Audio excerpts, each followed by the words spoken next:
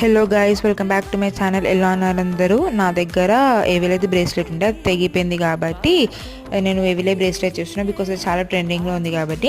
దానికి నేను ఏమేమి యూజ్ చేస్తాను అంటే ఫిషింగ్ థ్రెడ్, ఇంకా బ్లాక్ పూసలు యూజ్ చేశాను.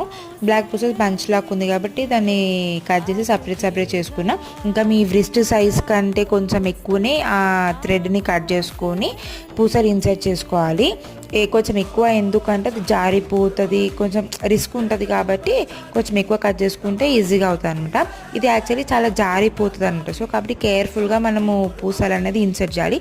ఫస్ట్ ఎవిలయ్యి ఇంకా బటర్ఫ్లై పెట్టిన, దాని తర్వాత 2 సైడ్స్ ఇంకా పూసలు పెట్టేసాను అనమాట. నా ట్రిక్ ఏంటంటే ఒక సైడ్ నోట్లో పెట్టుకొని ఇంకొక సైడ్ నుంచి పూసలు గుచ్చిన, సో దట్ అది ఈజీగా అయిపోయింది అనమాట. ఇది చాలా జారిపోతుంది కాబట్టి నేనైతే అట్లా చేసిన. పూసలు గుచ్చడం అయిపోయినాక లాస్ట్కి మామ్ అయితే పిన్స్ పెట్టేసింది అనమాట. సో ఇట్లా ఈజీగా అయిపోయింది అనమాట. ఇది చేయడం ఎలా ఉందో కామెంట్స్లో చెప్పండి. ప్లీజ్